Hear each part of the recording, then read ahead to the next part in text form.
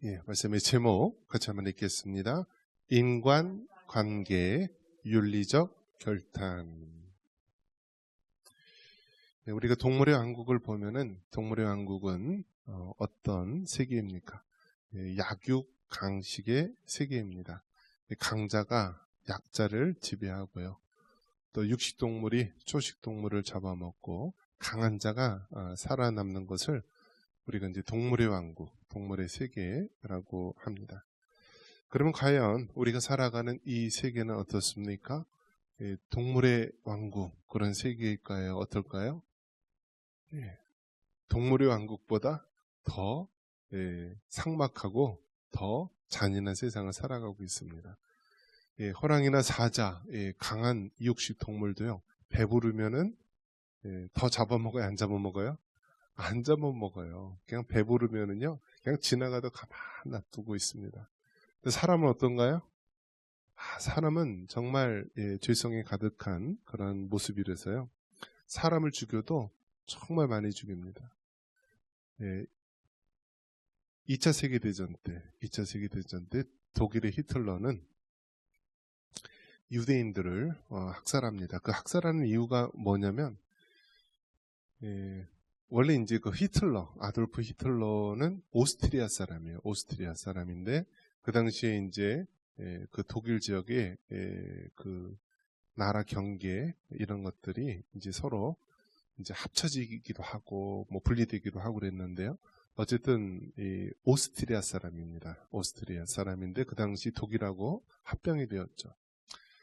히틀러는 우리가 잘 아는 대로 선거에 의해서 뽑혔어요. 무엇에 의해서요? 선거에 의해서 뽑혔어요. 그러니까 사람들이 인기 있는 사람 뽑아가지고 된 사람이 히틀러예요. 그 사람은 어떤 군사 쿠데타나 어떤 강압에 의해서 뽑힌 게 아니라요, 사람들이 선거에 의해서 뽑혔어요. 이 말인즉슨 뭐예요? 사람은 그만큼 어리석고 선동에 쉽게 휩쓸릴 수 있다라는 거예요. 히틀러가 됐는데, 이 히틀러는 자기 민족 아리안족의 우수성을 알리고 싶었어요. 그런데 눈의 가시가 누구예요? 유대인들이에요, 유대인들. 그 당시에도 이제 유대인이 나라가 없어서 전 세계에 이제 흩어져 살아있는데요. 그 당시 이제 유대인들은 자기네들 이제 커뮤니티 공동체가 있었고요. 시나고고에서 이제 토요일마다 예배를 드리고 그렇게 살았겠죠. 자, 그들은, 유대인들은 주로 항상 어디 가나 머리가 똑똑하고 부지런해서요, 모든 것들을 다 장악합니다. 그래서 나중에는 이제 그 사채업, 그런 돈 관리하는 것, 또 뭐 장사하는 것, 모든 분야를 다 휩쓰니까요, 눈에 가시예요. 2차 세계대전에 패배했던 그 독일이 이 나라비 갚느라고 얼마나 힘들었는지 몰라요. 그러다 히틀러라는 사람이 와서 자기 민족을 구원할 것처럼 그렇게 하니까요, 전부가 다 이 히틀러에 대해서 열광을 하게 되죠.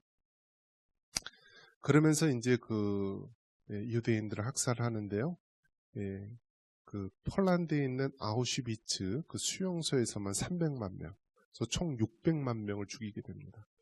여러분, 600만 명이면 얼마나 많은 사람입니까? 그러니까 사람을 죽이는데 나중에 총알도 아깝다고 해서요, 그냥 일렬로 쭉 해서 총알이 몇 명 이렇게 뚫고 나가도록 그렇게 해서 사람 죽이기도 하고요.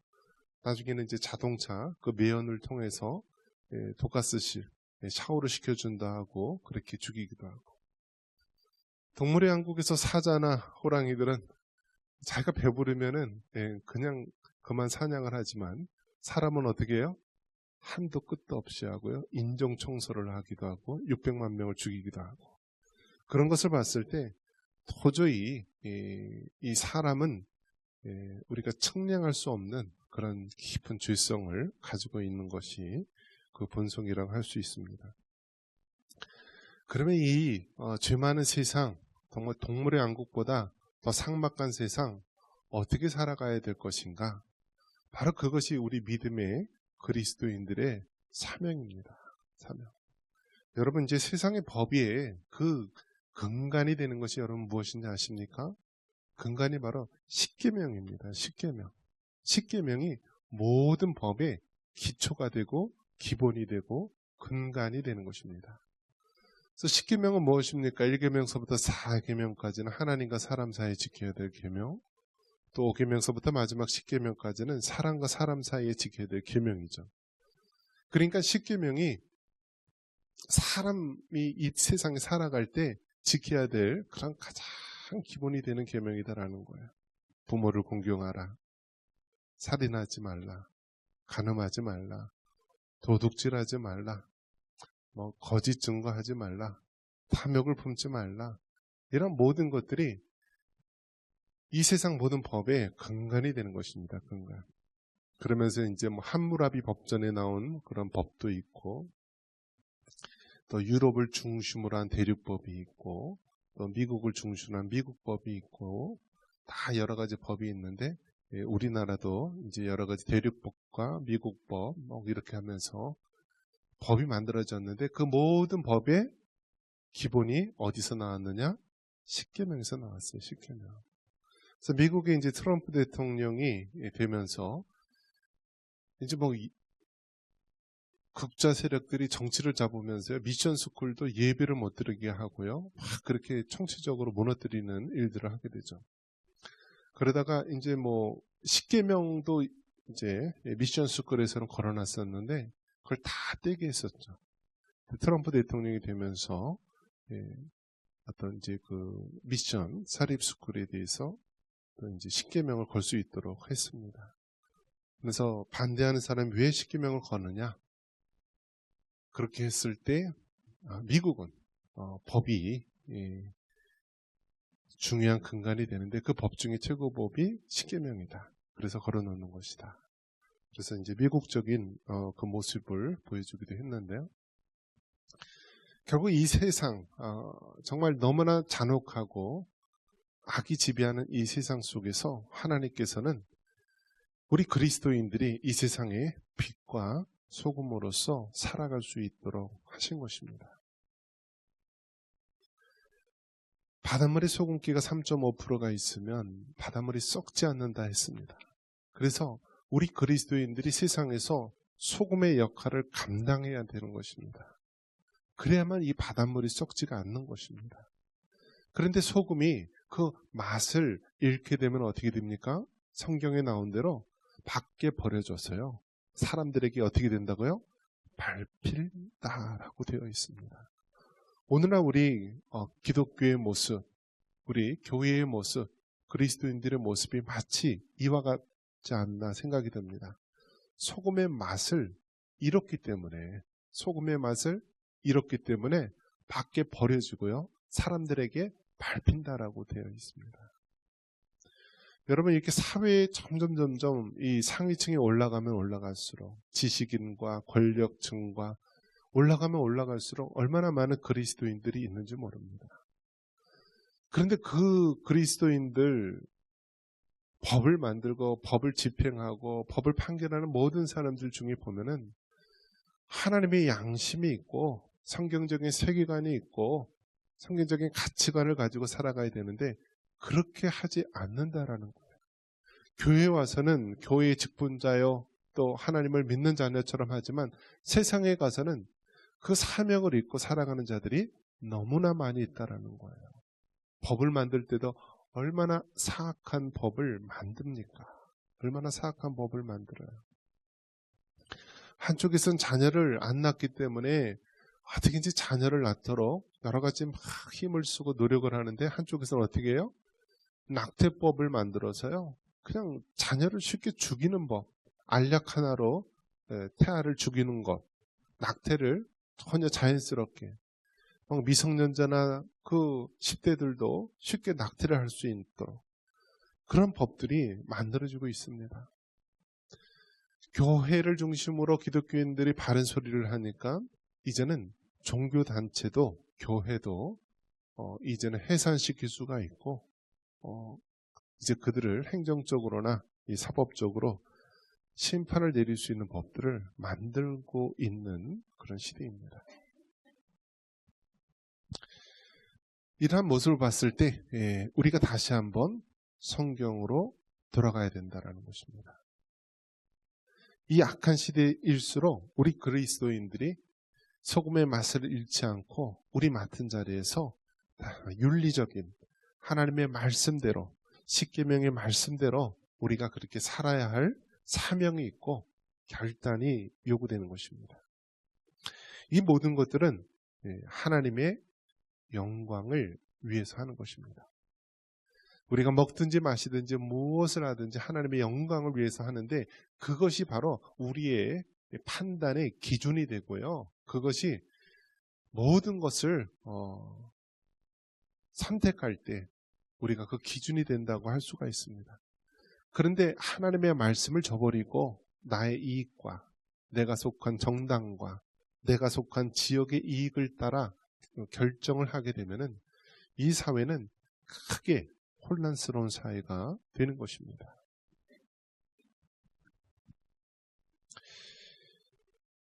그리스도인으로서 우리는 정말 하나님의 영광을 위해서 결단을 하고 있는지 우리 자신을 돌아봐야 됩니다. 그러면서 하나님의 통치가 발휘될 수 있도록 해야 됩니다. 하나님의 통치. 우리가 이제 문화명령으로서 하나님의 통치를 우리가 이야기합니다. 하나님의 주권 속에서 하나님이 다스리시는 사회, 그러한 사회를 만들어야 되는데요. 외부로부터 교회를 탄압하고 핍박하는 것도 정말 힘들고 어렵지만 더 무섭고 더 잔혹하고 더 힘든 것은 내부로부터의 적이 가장 무서운 것입니다. 중국의 만리장성도 외부 오랑캐를 막기 위해서 이렇게 지은 성이지만 정작 내부의 적이 그 성문을 열어주게 되었죠. 마찬가지로 교회의 적을 보면은요, 교회에 다녔던 사람들이 그렇게 악한 일을 많이 하게 됩니다. 이제는 교회에서도 이제 세금을 봅니다. 세금을 모는데 이제 그 단계적으로 이제 주요 들어가고 있죠. 처음에는 목회자를 대상으로 해서 목회자도 세금을 내야 된다. 지금까지 그런 적이 없었거든요. 이승만 대통령 중심으로 해서 대한민국이라는 나라를 세웠을 때 그런 것이 없었어요. 그런데 서서히 사회적으로 그렇게 이제 점점 압박이 가해지면서 이제 목회자도 세금을 내는 근로자 수준으로 이렇게 추락을 시키게 됩니다. 근데 좀 나가면 어떻게 될까요? 이제는 교회까지도 모든 것을 들여다보는 그런 시대가 바로 우리 코앞에 놓여 있는 것입니다. 그런데 그런 것들을 만든 사람이 다 누군지 아십니까? 교회에서 장로를 했던 김영삼 대통령이라든지 아주 그런 사람들이 오히려 교회에 대해서 더 악법을 만들고요, 더 교회를 난도질하게 됩니다. 지금의 최고 권력자도 누구입니까?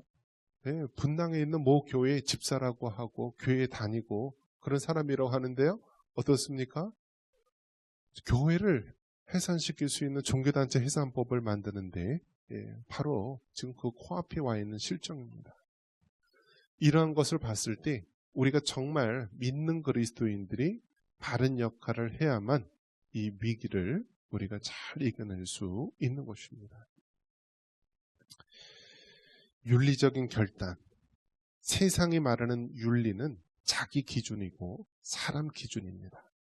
하지만 성경이 말하는 윤리의 그 기준은 내 기준이 아니라 바로 하나님 기준이요, 하나님의 말씀이 기준입니다.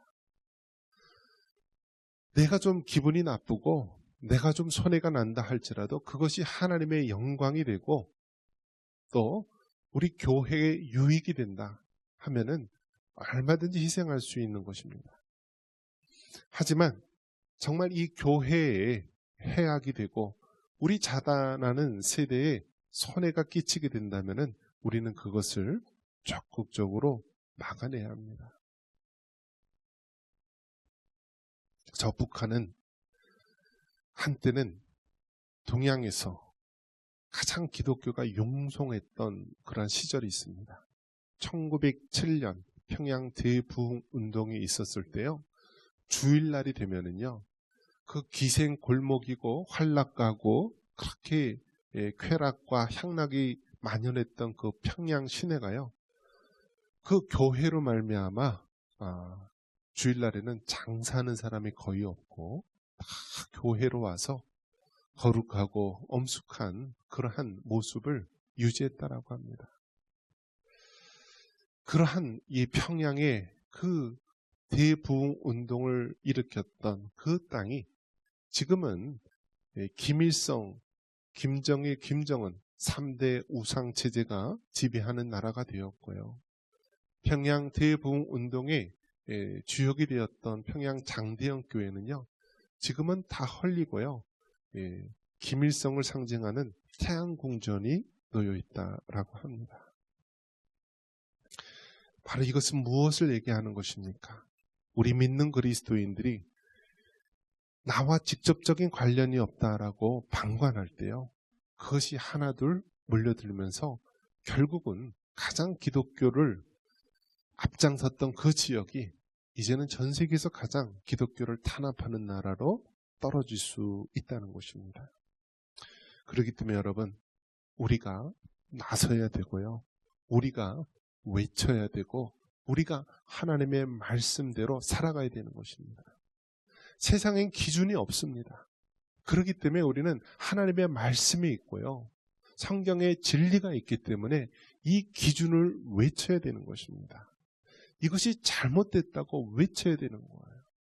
지금 바깥에서 이 잘못됨을 외치는 사람들 보면은요, 그리스도인들이 많이 있습니다.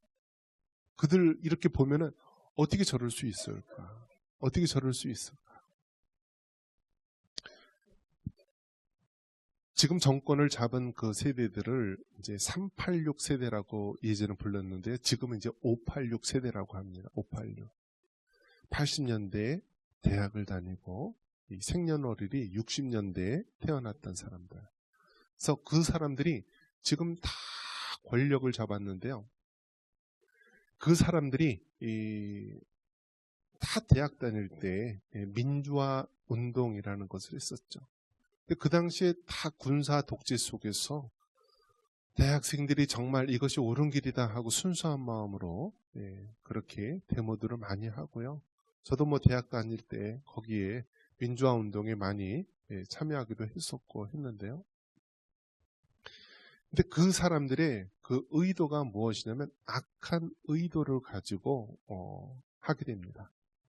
그래서 그들은 이 대한민국이라는 나라 자체를 부정하고요. 바로 북한의 어떤 종북 사상, 또 중국의 공산주의, 이러한 사상에 매몰되어서요, 이 대한민국이라는 나라를 부정하고 또 그들이 새로운 그러한 나라를 만들기 위해서 얼마나 끊임없는 투쟁을 해왔는지 모릅니다. 그러다가 그들이 이제 해왔던 것이 무엇이냐면 데모할 때요, 80년대 데모할 때 앞에 나와서 돌 던지고 데모하는 것이 아니라요, 공부 잘하는 사람들 보고 너희들은 데모하지 말라. 너희들은 앞에 나와서 사진 찍히면 너희들은 이제 출세하거나 어디 진로 가는데 지장이 있으니까 공부 잘하는 사람 뒤로 빠져라 하면서 그들을요, 검사나 판사나 또 교사라든지 뭐 기자라든지 언론 이런 쪽으로 다 진출하도록 합니다. 그걸 이제 뭐라고 부르냐면, 과거에 공산주의 그 이론가 중에서 스페인의 안토니오 그람시라고 하는 사람이 있는데요, 진지론을 외쳤습니다. 진지론. 그러니까 적하고 싸우는데 그냥 하는 것이 아니라 진지를 여러 군데 만들어야 된다라는 거예요. 그래서 진지를 만들어서 진지를 하나하나 점령해 나가면 전쟁이 승리할 수 있다. 그러면서 그렇게 운동권 그 극좌 세력들이요, 그 안토니오 그람시의 진지론에 따라서요, 법조계 쪽으로 들어간 사람이 있고요, 또 뭐 국회 쪽으로 들어간 사람이 있고, 교사들 쪽에 들어간 사람도 있고, 또 노동계 쪽으로 들어간 사람이 있고, 다 점령을 한 거예요. 다 점령. 모든 진지를 점령해서요, 그들이 얼마나 견고한 진을 세웠는지 아무것도 할 수가 없는 거예요. 아무것도 할 수가 없는 거예요. 대통령조차도 부정선거에 의심이 있기 때문에 그것을 해보려고도 할 수가 없는 거예요. 대통령 천하의 어떤 권력을 가진 사람도 그 부정선거라는 의심을 해소할 수 있는 길이 없는 거예요. 이러한 가운데 우리나라가 놓였는데요.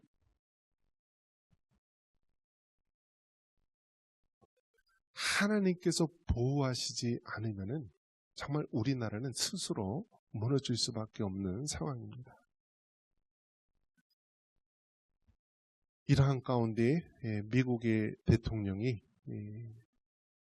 트럼프 대통령도 부정선거에 의해서 선거에서 재선에서 실패를 했었죠. 떨어졌었죠.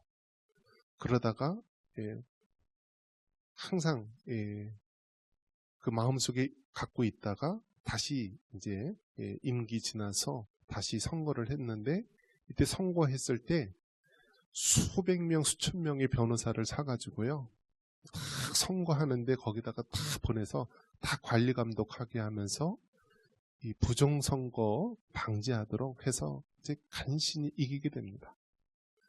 그렇게 되면서 그 부정선거의 원인이 어디 있느냐 다 따져보니까요, 전 세계 네트워크에 연결되어 있는 거예요. 그 중심이 누구예요? 중국이에요. 중국이 베네수엘라랑 연결되어 있고요. 중국이 이란하고 연결되어 있고요. 중국이 바로 북한하고 연결되어 있고요. 중국이 바로 우리나라까지 바로 그 검은 그림자를 들이우고 있고요. 그러한 가운데서 꼼짝없이 이 나라는 정말 그들의 어두운 세력에 넘어갈 수밖에 없는 상황이다라는 거예요. 그래서 유일하게 지금 이것에 대해서 잘못됐다고 외치는 세력이 누구냐? 이 땅에 정말 예수님을 믿는 양심 있는 그리스도인들이 지금 그러한 일들을 하고 있는 것입니다. 북한 인권운동을 하는 그 한 여성, 이 VON이라고 하는 그쪽에 김미영이라고 하는 그 여자분이 있는데요. 이분은 서울대에 국문과를 나오고 학부와 석사를 하고 한동대학교에서 이제 국제인권, 그리고 그 미국에서 노틀담 대학교에서 변호사를 공부해가지고요, 조선일보 기자도 하고 또 북한 인권 운동을 하고, 이분이 1970년생 여자분인데요. 뭘 연구를 했냐면, 자기가 대학교 다닐 때 너무나 이 김일성 주체 사상에 빠져 있는 사람들, 주변에 대한민국을 부정하는 많은 운동권 사람들이 학교 동아리나 이런 데 너무나 많이 봤는데, 이분이 평생 그들을 끝까지 취재하고 연구를 한 거예요.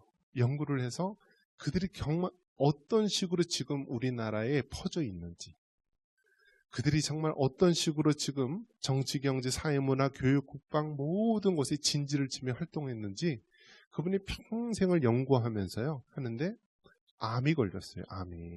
이 여자분이 암이 걸려가지고 이제는 내가 말하지 않으면 안 되겠다. 내가 알고 있는 것들을, 내가 그동안에 평생을 연구했던 것을 내가 알리지 않으면 내가 암이 걸려서 몇 년 후에 죽을 텐데. 그래서 이분이 그 자기가 연구한 거를 얘기를 한 거예요. 부정선거의 당사자가 바로 이 5명 있고, 그 전에 김 누구누구 대통령 때에서부터 다 계획을 했고, 그 배경에는 중공이 있고 다 얘기를 한 거예요. 그러니까 힘없고 나약한 그 남자들 여러 명, 비리비리한 남자들 여러 명보다요, 정말 유관순 같은 여자 한 명이 나타나서 지금 이러한 상황, 이 땅에 잘못된 것을 외치고 있어요. 그분도 그리스도인이더라고요. 지금 다 목숨 걸고 지금 하는 사람들 보면은요, 부산 세계로의 손현범 목사님이나 하는 그 분들이요, 목숨 걸고 외치고 있는 거예요. 바로 오늘 말씀의 제목이 뭡니까?